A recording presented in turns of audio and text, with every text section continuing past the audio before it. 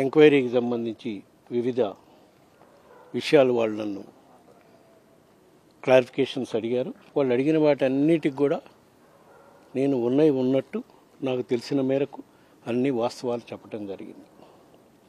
First of all వాళ్ళకి నేను చెప్పింది ఏంటంటే, honourable chief minister of Andhra Pradesh has commented during YSR party rhythm in preparation of laddu prasadams instead of cow ghee, animal fat adulterated ghee was used. With that, దేశవ్యాప్తంగానే కాకుండా ప్రపంచవ్యాప్తంగా ఉన్న భక్తుల మనోభావాలు దెబ్బతిన్నాయి కాబట్టి ఇంకో ఇద్దరు ముగ్గురు వాళ్ళతో పాటు నేను కూడా సుప్రీంకోర్టులో పిటిషన్ వేయటం జరిగింది. దేనికి? ఎటువంటి నిజమైన వాస్తవాలు ప్రజలకు తెలియాలి అని చెప్పి సుప్రీంకోర్టులో పిటిషన్ వేయటం జరిగింది. దానికి highest court in the country, Supreme Court of India, వాళ్ళు ఒక సిట్ ఫామ్ చేస్తాం, వాళ్ళు కూడా కామెంట్ చేయడం జరిగింది. ఇట్లాంటి కామెంట్ కాన్స్టిట్యూషనల్ అథారిటీలో ఉన్న వాళ్ళు ఎఫ్ఐఆర్ రిజిస్టర్ అయినాక ఎంక్వైరీ రిపోర్ట్ రాకుండానే ఈ విధంగా కామెంట్ చేయటం చాలా బాధాకర విషయం అని వాళ్ళు కూడా ఎక్స్ప్రెస్ చేయటం జరిగింది. దానిపైన సిట్టు వాళ్ళకి క్లియర్ డైరెక్ట్ సిట్టు వాళ్ళకి సుప్రీంకోర్టు ఆదేశాలు ఏమని ఇచ్చిందంటే, 2024 జూన్లో ఏదైతే 4 ట్యాంకుల ద్వారా అడల్టెడ్ గీ సప్లై చేశారో ఆ గీ సప్లై చేసిన దాంట్లో యానిమల్ ఫ్యాట్ ఉందా లేకపోతే ఏమి అడల్టెడ్ ఉన్నాయి అనేది నిర్ధారించమని చెప్పారు.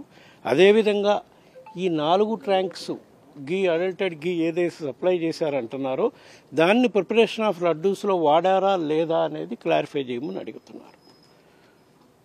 సుప్రీంకోర్టు ఇచ్చిన డైరెక్షన్ ప్రకారం దాని ప్రకారమే సిట్ ఫామ్ చేయటం జరిగింది. దాని ప్రకారం మీరు విచారణ చేస్తుంటే ఫస్ట్ ఆ 2 క్లారిఫై చేయాల్సిన బాధ్యత మీకు ఉంది అని అడిగాను. వాళ్ళు మాకు ఇన్వెస్టిగేషన్ ఇంకా పూర్తి కాలేదు అంటే నేను అడిగాను, ఇన్వెస్టిగేషన్ పూర్తి కాకపోతే మీరు ఆల్రెడీ ఛార్జ్ షీట్ ఒకటి ఫైల్ చేశారు, దాంట్లో మీరు మెన్షన్ చేశారు ఆ ఛార్జ్ షీట్లో ఈ adulterated గీలో vegetable oils and కెరన్ oils మాత్రమే కలిసినాయి అని చెప్పి మీరు ఛార్జ్ షీట్లో మెన్షన్ చేశారు. అది ఛార్జ్ షీట్ పబ్లిక్ డొమైన్లో ఉంది, దాంట్లో నేను చూసాను. జరిగిందంటే ఇప్పటి వరకు జరిగిన విచారణ ప్రకారం మేము ఆ ల్యాబ్ రిపోర్ట్లో ఆ విధంగానే వచ్చింది, అందుకని రిపోర్ట్ చేసి ఈ విధంగా ఛార్జ్ షీట్లో మెన్షన్ చేశామని చెప్పారు. అప్పుడు నేను అడిగాను, ఫర్దర్గా అయినా you have to clarify to the crores of devotees, ఎంత త్వరగా వీలైతే అంత మీరు డివోటీస్కి క్లారిఫై చేయాల్సిన అవసరం ఉంది.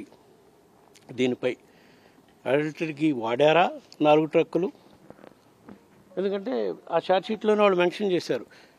వెనక్కిపోయిన ట్రక్స్ కూడా మళ్ళీ వేరే పేరు మీద వచ్చి వాడారు అని ఛార్జ్ షీట్లో మెన్షన్ చేశారు వాళ్ళు. సో దీనిపై కూడా మీరు క్లారిఫై చేయాలి.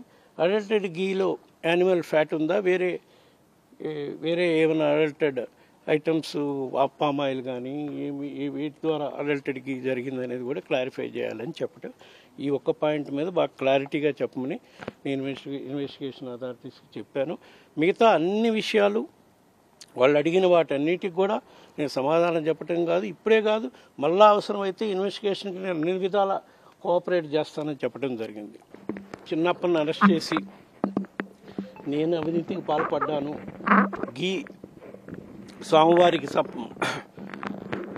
సమర్పించే ప్రసాదాల్లో అడల్టీ గీకి వాడటానికి నేను అవినీతికి పాల్పడ్డాను, దుష్ప్రచారం చేస్తున్నారు. అటువంటి ఇది నీచమైన పని నేను చేయలేదు, చేయబోను కూడా. దట్టు స్వామివారి సేవలో అట్లాంటి కార్యక్రమం ఏ రోజు నేను తలపెట్టే కార్యక్రమం కూడా చేయను. దీన్ని కూడా నేను క్లారిఫై చేశాను. అట్లా అనుకుంటే టీటీడీలో అవినీతికి పాల్పడి డబ్బు సంపాదించుకోవాలనుకుంటే స్వామివారికి సమర్పించే ప్రసాదాలను అవినీతి చేయాల్సిన పని లేదు. ఇంకా ఎన్నో ప్రాజెక్ట్స్ ఉన్నాయి, వాటిల్లో కోట్లాది రూపాయల నిధులు టీటీడీ ఖర్చు పెడుతుంది. వాటన్నిటిలో నేను అవినీతి చేయాలనుకుంటే చేయొచ్చు, కానీ స్వామివారి సేవలో నేను ఎటువంటి అవినీతికి పాల్పడలేదని కొన్ని ఎగ్జాంపుల్స్ కూడా చెప్పడం జరిగింది. నా హయాంలో చేసిన ఎస్పెషలీ ఆర్థిక వ్యవహారాలకు సంబంధించి గత ప్రభుత్వంలో శ్రీనివాస్ సేతు బ్రిడ్జ్ కోసం నిర్మాణం చేయటం కోసం సుమారుగా 680 కోట్లకో 690 కోట్లు గత ప్రభుత్వం శాంక్షన్ చేస్తే మేము వచ్చినాక దాన్ని ఆపేసాం, మా ప్రభుత్వం వచ్చినాక. ఎందుకంటే బోర్డు శాంక్షన్ లేకుండానే అప్పుడు ఇచ్చారు గత ప్రభుత్వంలో. దీనిపై విచారణ చేయాలి అని చెప్పి ఆపేయటం జరిగింది. తర్వాత జరిగిన పరిణామాల్లో కాంట్రాక్టర్లు వచ్చి మా అధికారులతో మాట్లాడారు. వాళ్ళతో కూర్చొని కాస్ట్ తగ్గించే కార్యక్రమం చేయండి, ఇది చాలా అబ్నార్మల్గా కాస్ట్ బిడ్ చేస్తున్నారని చెప్పి ఆ కాంట్రాక్టర్ని చెప్పడం జరిగింది. తదుపరి జరిగిన విషయాలలో కూడా సుమారుగా 90 కోట్ల నుంచి 100 కోట్ల వరకు కాస్ట్ తగ్గించి మళ్ళా అదే కాంట్రాక్టర్ చేత ఆ నిర్మాణం కంప్లీట్ చేసి ఓపెన్ కూడా చేయించడం జరిగింది మా ప్రభుత్వం అధికారంలో ఉన్నప్పుడు. సో వీటిపై కూడా మీరు విచారణ చేయండి. ఎందుకు అంత కాస్ట్ ఎక్కువ పెంచి గత ప్రభుత్వంలో టెండర్లు పిలిచారు? ఎందుకంటే చిన్న అమౌంట్ కాదు కదా. దాంట్లో కూడా మేము అవినీతి చేయాలనుకుంటే అట్లాంటి కార్యక్రమం చేసి ఉండొచ్చు, మేము చేయలేక. స్వామివారి సొమ్ము ప్రతి రూపాయి కాపాడటం కోసం ఆ కాస్ట్ని తగ్గించడమే కాక ఇంకా ఫర్దర్గా కూడా కొన్ని ఇనిషియేటివ్స్ తీసుకొని ఆ కాంట్రాక్టర్తో చెప్పి చేయించడం జరిగింది.